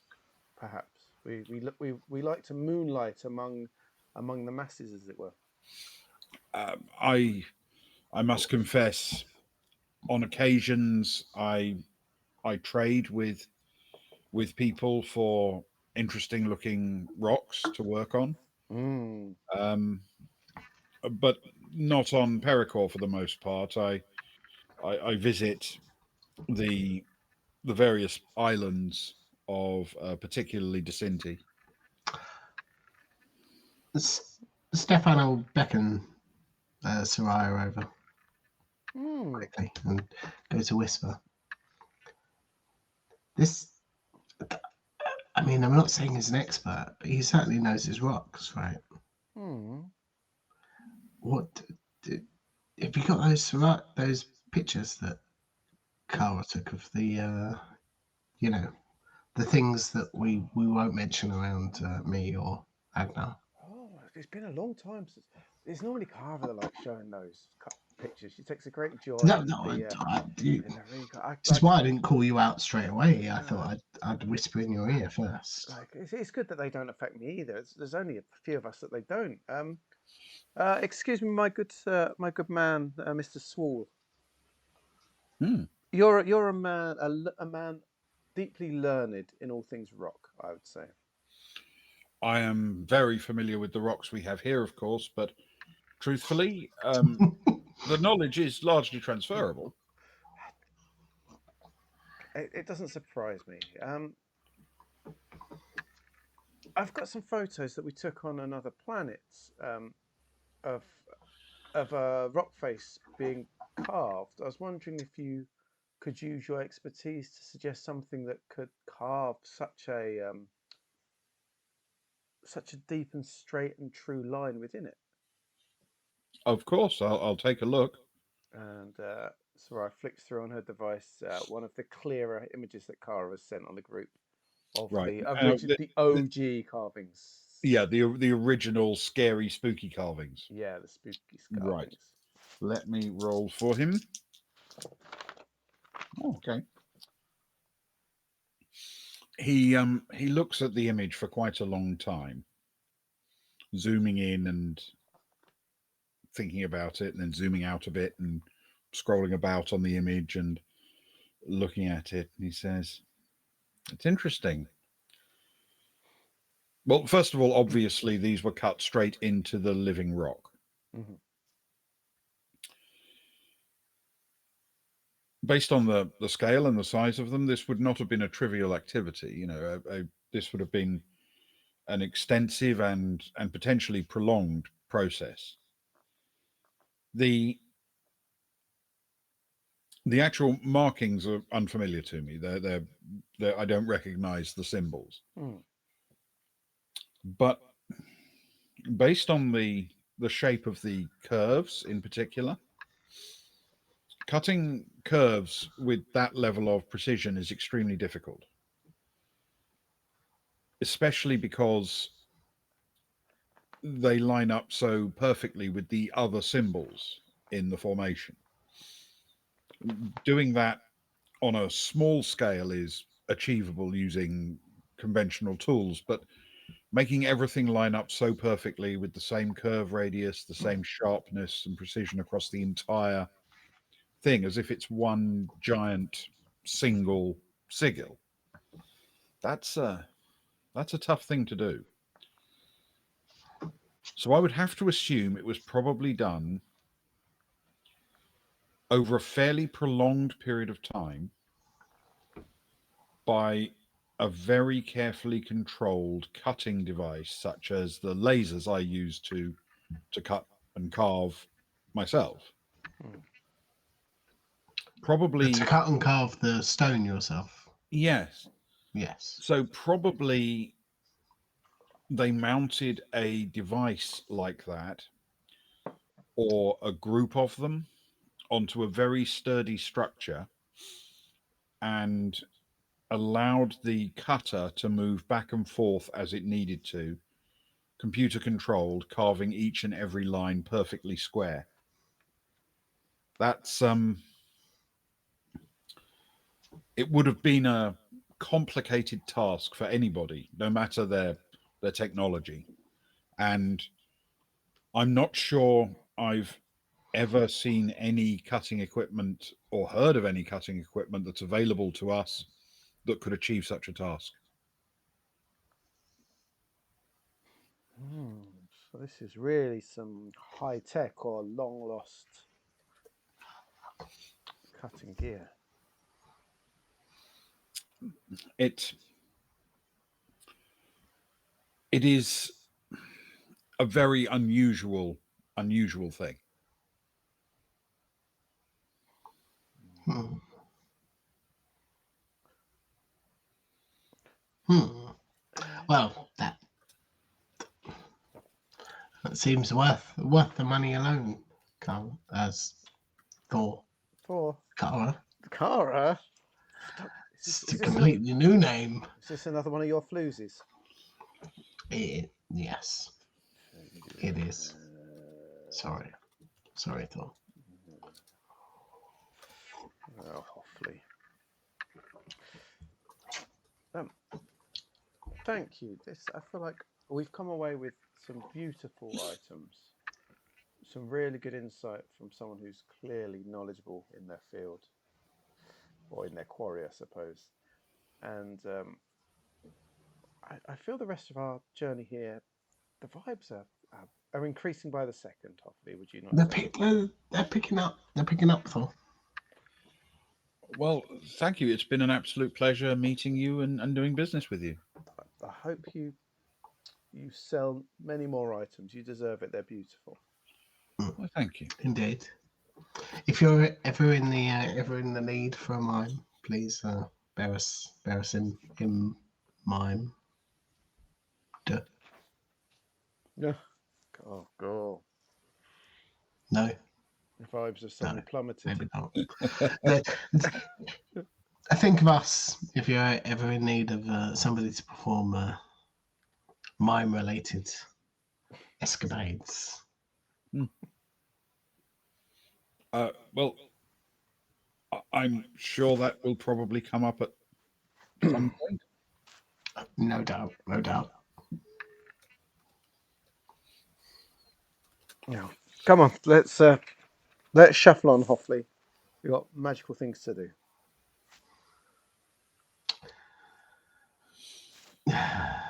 Yeah.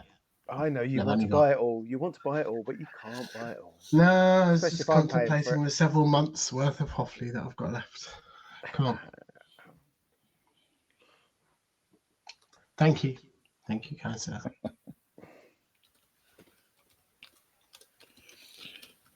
Okay, you leave the swool table. What's your next target? God, that was really difficult, so I'm sorry. No, you made your It bed. started. Well. I did, and I do. Where next? I don't know. Do we really want to see this guy with his dodgy guns, or are we going to wait for later? Like, the world is our oyster. We don't need to stay in Morven.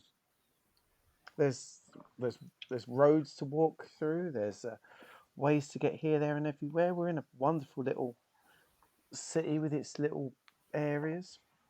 Yeah, it's true. I'm not sure I want to go all the way to Rhodes though. Like the Cincy Markets and the Blues Community Centre. I'm guessing all three are basically the same thing, just run by different people. Yeah, the Morvan Lights sound The quite Morven nice. Lights. The Morven Lights do sound good.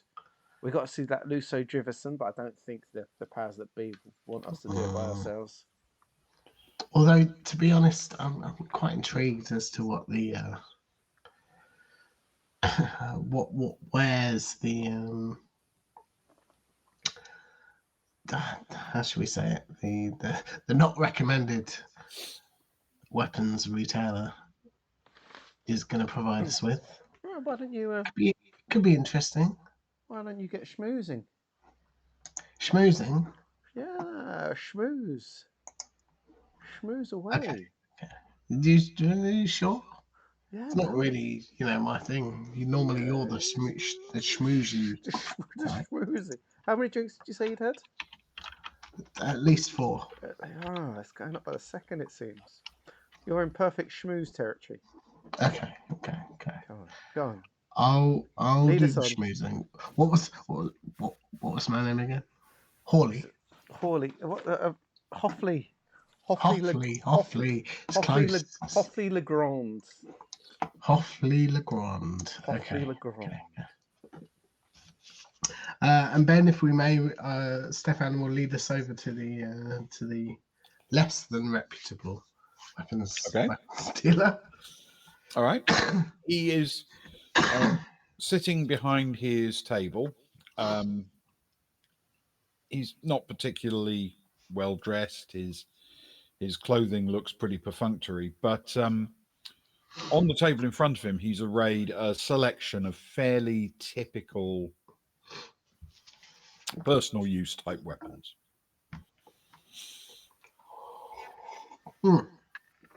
Good day, sir. How are you? I'm very well, thank you. Welcome to Malvern. Thank you kindly. And Stefan will gesture towards his foreigner's badge. My name is Hoffley Legrand. I'm sure you've heard of me. This is my good friend, Thor Buttocks. We're in the market for something. Shall we say unusual, different? It's our friend's birthday. We're quite excited. Unusual. He glances a bit helplessly down at the table. See, the thing is, I would suggest that we don't exactly have the unusual here. At least not necessarily. I'm a weapons importer and seller, of course, but what we tend to get is, well, the kinds of things you can see here. We can, of course, order other things for you, but a lot of this are various forms of slug throwers and beam weapons of one type or another. But they're all fairly regular weapons, just new from factory or reconditioned. I'm not sure we've got anything that you would necessarily think of as being unusual. Hoffley. Yes, Thor. See if he's got any grenades. Oh, you know I love grenades. That is very true. My good friend here has a bit of a penchant for, should we say, handheld throwable explosive devices in one shape or another. Yes. Have you got any of those in stock? I can get you some fairly quickly. We don't actually have them. Not too quickly, I hope. Have them in here. I haven't brought any with me because it's not illegal here, but it's discouraged to carry large numbers of explosives around.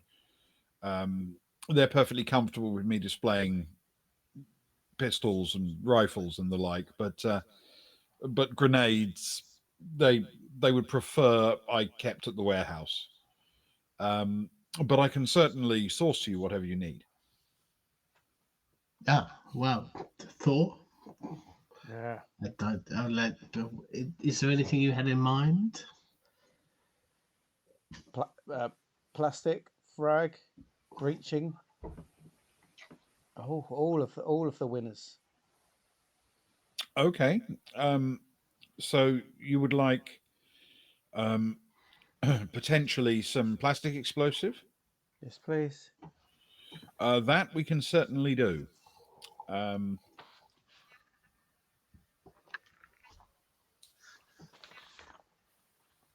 can you roll a persuade or broker? Or Ooh. actually, if you've got like advocate or something like that, any talkie skill, basically. Oh dear, this is so right. Hang on, let's have a look. Uh,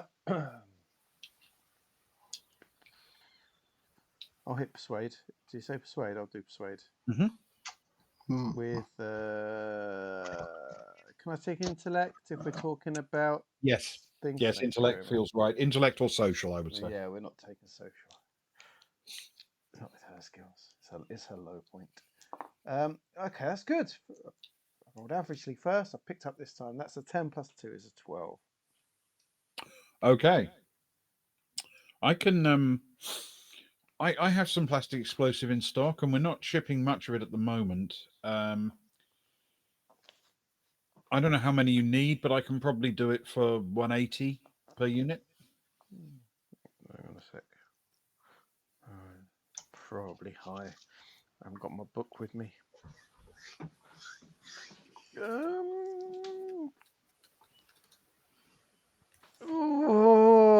While I look at that, I'm gonna do some maths. Hopefully, you after anything? Well, I was interested in talking about the gift for my friend, for our friend, of course, Thor. Is the bowl not Um, enough? I think it's it's a his big birthday. 50th birthday after I all. It is a know. round number, a very round indeed number. Um, Perhaps I think maybe I misconstrued what I was after before. We're not necessarily. The man has plenty of weapons. He's a very how can I put this? He's very well stocked in the weapons he has available to him. That's what the We can't. graffiti. I The can't. graffiti in the graffiti on the ship does say he has a big. Look, He does have a big rifle. shh, do your maths. Um, I suppose what I was really after was something that would mock him slightly. Do you know that kind of gift that is a little bit jokey, but not quite full on taking the Mickey out of somebody, but a little bit in jest, but sort of somewhat tied into their interests. Well, I suppose the kind of thing you're probably looking for is something like um, an ancient or antique weapon, perhaps. Maybe, but something that kind of throws confetti in his face. I've mentioned confetti at least twice tonight. Feels a bit Oh, much, but perhaps something ancient, perhaps something a little bit antique. He's quite old, it must be said. 50 is a yeah. rather round number. Do you have any antique weapons in stock? Oh, I'm afraid not. I mean, the closest we come is we do have some reconditioned second-hand items, but I mean, none of them are old, and they're all still basically current models, really. Hmm. Well, I appreciate your honesty. It's very kind of you. Um, I don't. Thor, are you done? You still Yes. there? No, 180 is a fair price. As we were, I don't know whether you overheard our discussion, but There you go. antique weapons came up. Isn't somebody after a bow and arrow? Is that still a thing? Not our birthday friend, of course. But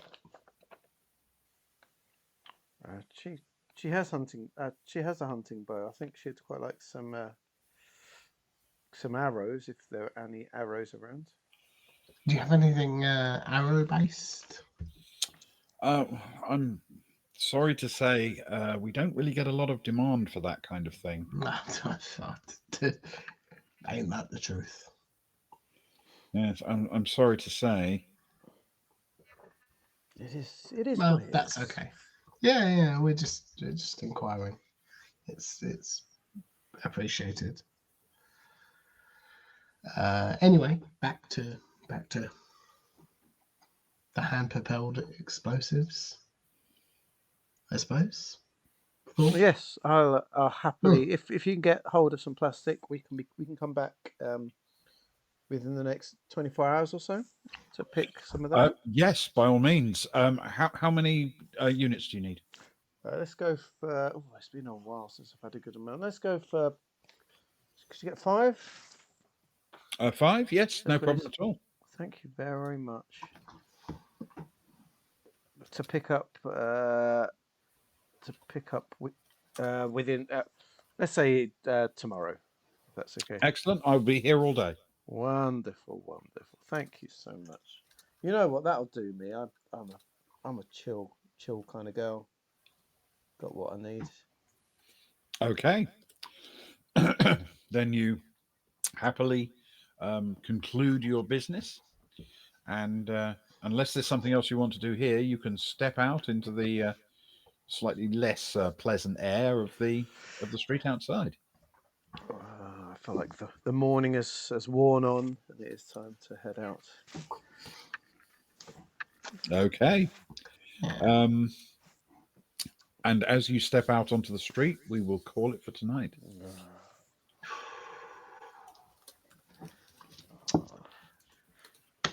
Thank you both very much, Thank you. very much. as always. Thank you. We have a Rose's cat, please. We do. Do we? Excellent. Right. 1 As second. is tradition. As is tradition.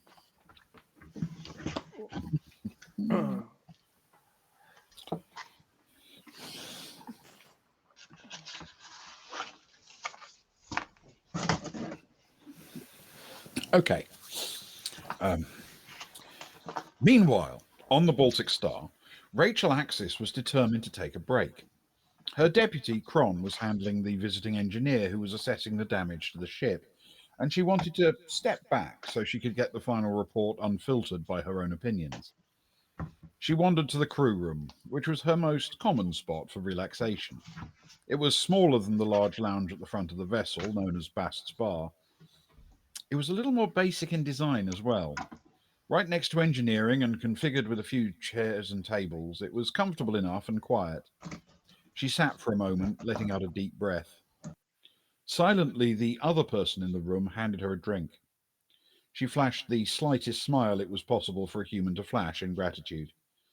Zoe sat down next to her, and the two women didn't speak, just stared at the hollow screen opposite. The screen was off. Nobody made any move to turn it on. They sat in silence for several minutes, each taking an occasional sip from their drinks.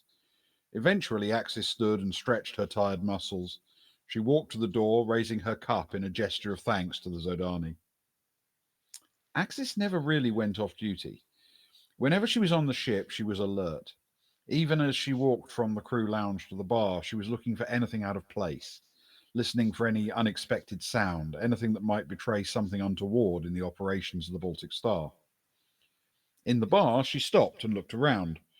There were 3 people already there. 4, if you counted the cat. At the far end, Freya Kranev was absorbed in some work.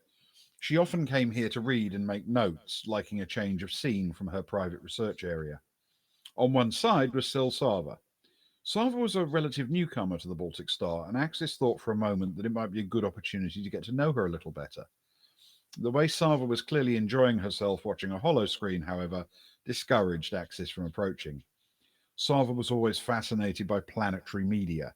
When the opportunity was presented, she often watched local news, weather, sport, culture.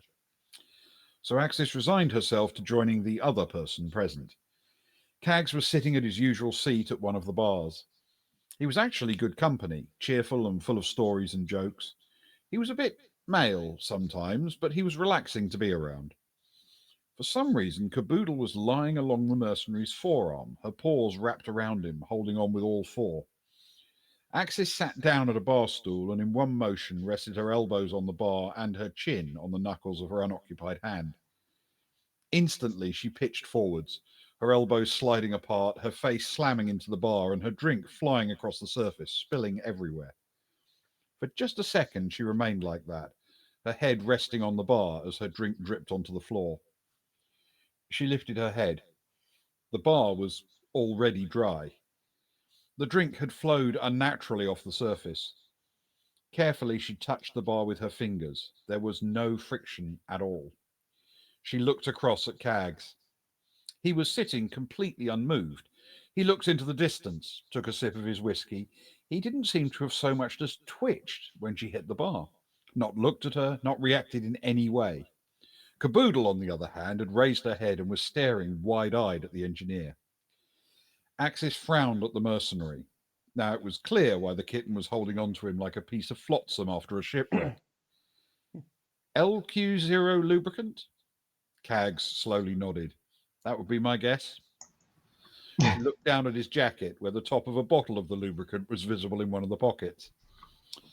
A person could get hurt playing with that stuff. Cags glanced across. Are you hurt? I wasn't talking about me. She reached out a hand and stroked the kitten, who purred happily. Pour me a drink. Nice.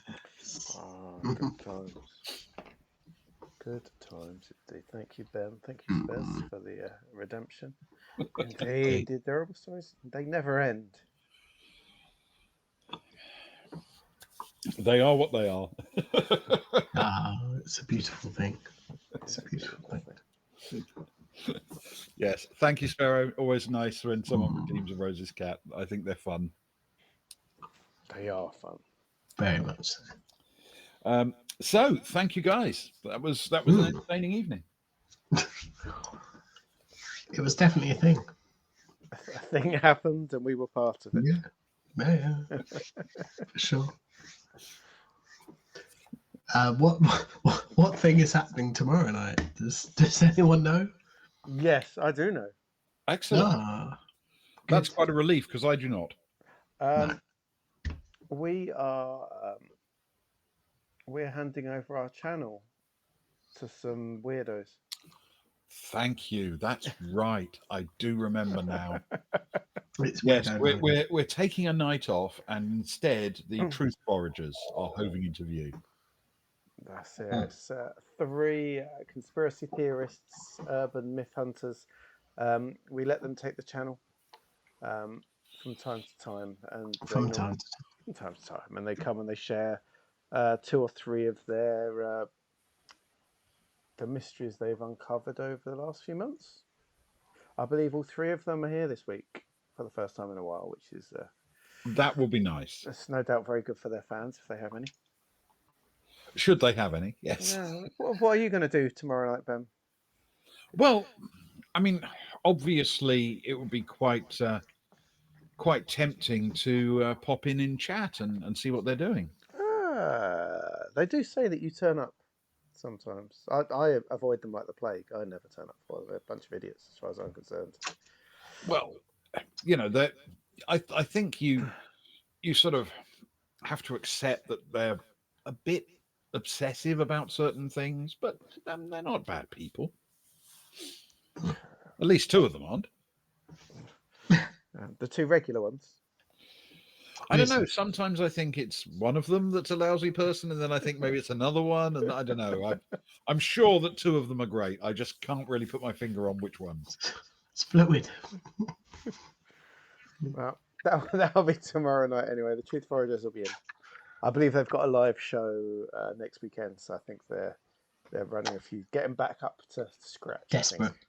Desperate, panicking, getting up to scratch tomorrow night. So that'll be them. And then we'll be back next Friday, I would imagine. Hopefully. Yes. Not to? Yes. Got a streak to keep going. Yeah, hopefully a bit much longer. The streak.